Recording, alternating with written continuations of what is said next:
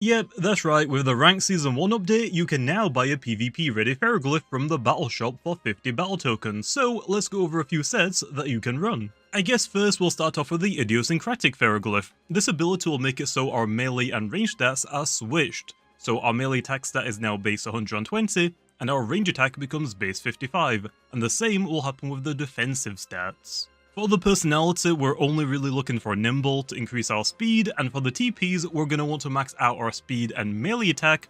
For the energy, because our base stat is so high, we don't really need to invest much into it, but of course you can do a little bit of tinkering to find what works better for your specific moveset, and then we can dump the rest into health. For the moves, we're pretty much always going to be running Bulk Up to increase our damage output. And then from here, we can pivot into two different versions. Bulk Up paired up with Provoke or Deja Vu makes us really good at being a stall breaker. And then you can run two melee moves of your choice depending on what your team specifically needs. Although the main issue with the melee attacking Ferroglyph is that our strongest stab option is Cerebral Slash as of right now, but we have got some really strong coverage options. But if you aren't looking for a stall breaker, we can drop Provoke or Deja Vu and run Bulk Up with 3 melee moves of your choice. Which, for right now, I think is probably the better choice. And for the held item, we have a few options. For a power increase, we can run an Essence, Shell, or even a Power Cuffs. Rageful Plushie is another option, although you have to rely on your opponent to trigger it, which might not always be possible, but it has got high risk, high reward.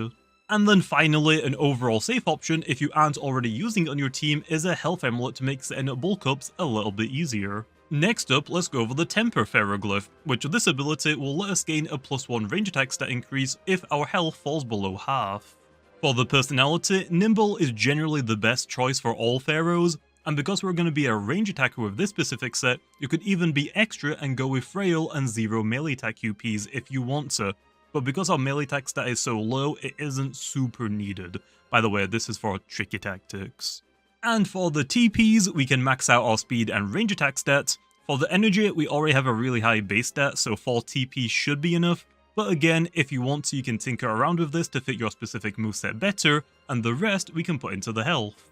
For the moves, Peace of Mind is always going to be our first option as it will let us deal more damage.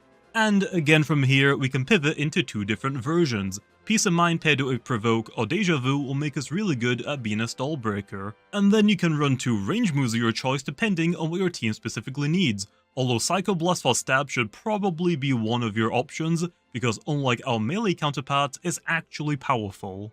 But if you aren't looking for a stall breaker, we can drop Provoke and Deja Vu and run Peace of Mind with 3 range moves of your choice. Which, personally for me, I really like going with Psycho Blast, Landslide and Spectral Burst, but of course change what you see fit to suit your team better. And then for the held item, we have a few options. For a power increase, we can run an Essence, Shell or even a Power Cuffs. Rageful Plushie is another option, although it is a little high risk, high reward since it relies on your opponent to trigger it. And then finally, what I would consider the best item on the Tempo Pharaoh is Health Amulet if you aren't running one already on your team. And the reason for this is because if our health falls below 50%, our Temper ability will activate to give us a range attack boost. But if we can get it back above 50%, and then it falls back below 50% again, we can get it to activate multiple times. And now finally, let's go over the secret ability Rain Ferroglyph, which this ability will give its users and allies a 10% energy cost discount, and will force all of the opponents to spend 10% more energy when using moves, although this only takes effect when the Rain user is on the field. For the personality, Nimble is always going to be our best option, but because we're a range attacker, if we want to be extra, we can also run Frail and 0 melee attack UPs, but it isn't super necessary, but if you want to consider tricky tactics, you could.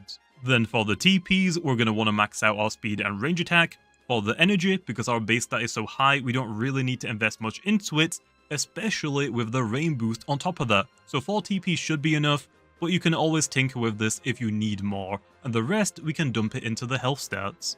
For the moves, we're basically going to be doing the exact same as the Temper set. Peace of Mind should always be our first option that will let us deal more damage. And then from there, we can pivot into two different versions. Peace of Mind paired with Provoke or Deja Vu will let us work as a stall breaker.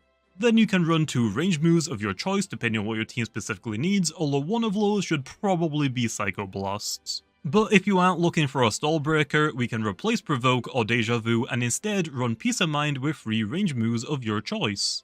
Which, my personal go-to is going to be Psycho Blast, Landslide and Spectral Burst, but of course, change what you see fit to suit your team. And then for the held item, we have a few options like an Essence, Shell or Rageful plushie if you want a power increase. Health Amulet can let us set up Peace of Minds a little bit easier. But I would consider the best item to be Power Cuss on a Rain Pharoglyph. We can get the power boost from the item, but with the Rain ability and passive energy, it basically gives us next to no drawbacks. Although that does come with a small asterisk, because to get the most out of this item, I also believe it would probably be for the best to run Peace of Mind with 3 range moves to get as much coverage as you can. But of course, these are just my opinions and how I personally like to use my Pharoglyphs. If you have any suggestions though, feel free to share your sets down in the comments.